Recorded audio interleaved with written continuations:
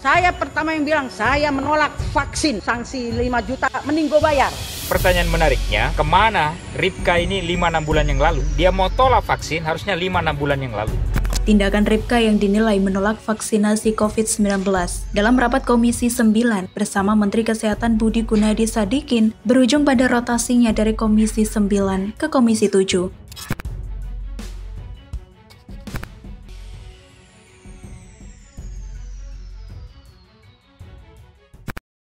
Sosok Ripka Ciptaning, anggota Komisi DPR dari fraksi PDI Perjuangan, tengah mencuri perhatian publik belakangan ini. Pasalnya, ia mengatakan tidak mau menerima vaksin serta menolak vaksinisasi. Pernyataan Ripka Ciptaning yang menolak vaksinasi COVID-19 itu disampaikannya dalam rapat kerja Komisi 9 DPR RI pada Selasa 13 Januari 2021. Dalam rapat itu, hadir pula Menteri Kesehatan Budi Gunadi Sadikin. Ripka Ciptaning mengatakan dirinya tidak mau divaksinasi COVID-19. Ripka Ciptaning bahkan mengatakan lebih baik dikenai sanksi daripada menerima vaksin corona. Saya tetap tidak mau divaksin, maupun sampai yang 63 tahun bisa divaksin. Saya udah 63 nih. Misalnya pun hidup di DKI, semua anak cucu saya dapat sanksi 5 juta, mending gue bayar.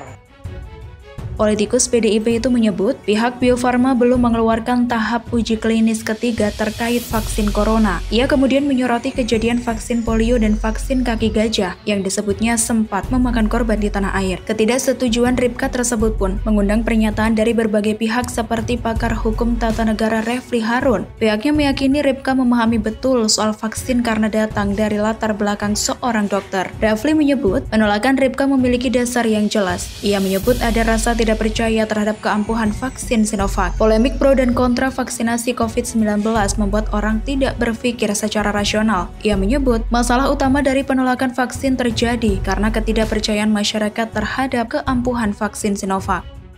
Yang menjadi persoalan adalah soal kepercayaan bahwa masyarakat atau sebagian masyarakat, kita tidak tahu besarnya berapa, masih ragu dengan keampuhan Sinovac ini. Nah, Ripka bukan orang yang tidak paham dengan vaksin karena dia seorang dokter.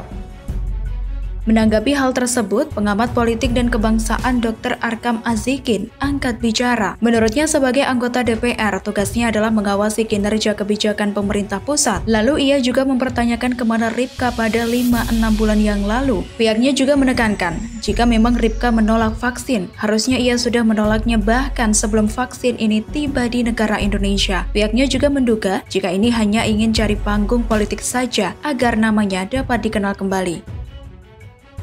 Tugasnya sebagai anggota DPR adalah mengawasi kinerja kebijakan pemerintah sebagai anggota DPR. Pertanyaan menariknya, kemana Ripka ini 5-6 bulan yang lalu? Kalau mau ngomong tentang vaksin, dia mau tolak vaksin harusnya 5-6 bulan yang lalu, sebelum vaksin ini tiba di negara ini. Pada akhirnya, setelah polemik mengenai vaksin yang disebabkan oleh Ripka tersebut, akhirnya anggota DPR dari fraksi PDIP tersebut pun dirotasi dari Komisi 9 ke Komisi 7, usai menyatakan penolakan atas program vaksinasi COVID-19 buatan Sinovac. Rotasi itu diketahui berdasarkan surat fraksi PDIP DPR nomor 04-F-PDIP-DPR-RI-2022 terkait perubahan penugasan di alat kelengkapan Dewan dan ditujukan kepada pimpinan DPR RI tertanggal 18 Januari 2021. Dalam surat itu, Ripka yang saat itu bertugas di komisi yang terkait dengan masalah kesehatan dan ketenagakerjaan dipindahkan ke komisi yang terkait urusan energi serta riset dan teknologi. Sekretaris fraksi PDIP DPR Bambang Wuryanto membenarkan rotasi Ripka ini. Menurutnya, ini merupakan rotasi biasa. Pasalnya selain Ripka, ada beberapa nama lain yang dirotasi, diantaranya yakni Wakil Ketua Komisi 8 DPR RI Ihsan Yunus dipindahkan menjadi anggota Komisi 2. Johan Budi Sabto yang berada di Komisi 2 pindah menjadi anggota Komisi 3. Marinus Gea dari Komisi 3 menjadi Komisi 11. Serta Gilang Diela Farares dari Komisi 6 menjadi Komisi 3. Dengan adanya rotasi ini, diharapkan bagi semua pihak yang terkena rotasi melakukan retrospeksi dan introspeksi. Semoga informasi ini bermanfaat. Silahkan tinggalkan komentar Anda. Jangan lupa untuk like, share, dan subscribe.